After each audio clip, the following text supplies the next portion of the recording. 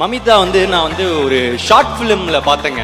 இந்த love today பண்ணும்போது heroines தேடிட்டு இருந்தேன். அப்போ வந்து மமிதா ஒன்றுத்த வந்து சாப்பாடை வந்து அப்பளத்தை உடச்சி நக்கி சாப்பிட்ற மாதிரி ஒரு வீடியோ பார்த்தேன். பயங்கரமாக இருந்துச்சு.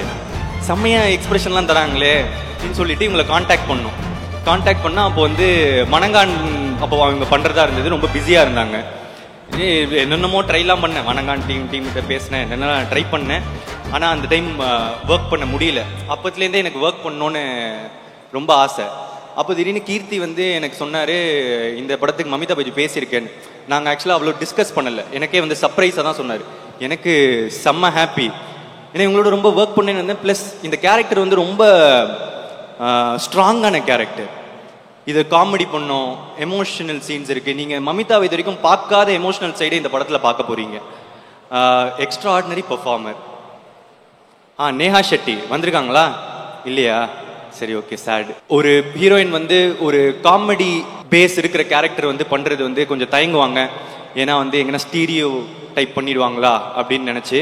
அது அவங்க சொல்லி குத்தம் இல்லை, அது கரெக்டான வருத்தம் தான். ஆனால் அந்த மாதிரி கொஞ்சம் காமெடி டிஞ்ச் இருக்கிற கேரக்டரை ரொம்ப மாசாக அக்செப்ட் பண்ணாங்க. அண்ட் அவங்க இன்னும் தமிழில் வந்து இன்னும் நிறைய படம் பண்ணணும்னு ஆசைப்படுறேன். அடுத்தது சத்யா. அவரோட டேட்டே கிடைக்கல. தெலுங்கு ஆக்டர். பண்ணதுக்கு ரொம்ப தேங்க்யூ ஸோ மச். அண்ட் டிராவிடும் வரல நீங்க. சரி, டிராவிடோட நான் வந்து பெரிய ஃபேன். பரிதாபங்களோட பெரிய ஃபேன்னு நான் வந்து அடிக்கடி எல்லாம் உங்களை மாதிரியும் தான் நானும் பெரிய ஃபேனு. ஒரு படம் ஆரம்பிக்கும் போது அவங்க கிட்ட கால் அடிச்சிருவேன், இந்த படத்தில் ஒர்க் பண்ணலாமா, இந்த படத்தில் ஒர்க் பண்ணலாம். ஏதாவது ஒன்று மிஸ் ஆகிட்டே இருந்துச்சு. இந்த டைம் திருப்பி வந்து கீர்த்தி வந்து டிராவிட் போகலாமா அப்படின்னு சொல்ல உடனே நான் செம்ம ஹாப்பி.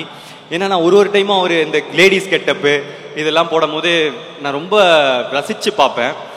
எனக்கு டிராவிடோட ஒர்க் பண்ணது வந்து ஒரு கோ ஆர்டிஸ்டோட ஒரு ஃப்ரெண்டு கிடச்சிட்டான் அப்படின்ற சந்தோஷம் எனக்கு இருக்குது. அண்ட் அடுத்து ஹித்துவும் இங்கே இல்லை. ஹித்து வந்து ஒரு பெரிய அவர் ஆக்சுவலாக வந்து மலையாளத்தில் ஹீரோங்க. இதில் வந்து ஒரு கேரக்டர் பண்ணியிருக்காரு.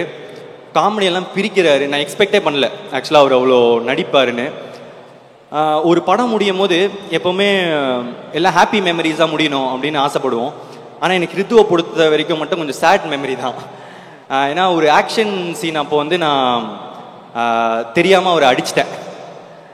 டேரக்டர் தெரியுமான்னு தெரியல, தெரியாமல் வலிக்கிற மாதிரி அடிச்சிட்டேன். அவருக்கு வலிக்குதுன்னு தெரியாமல் சிரிச்சிட்டேன்.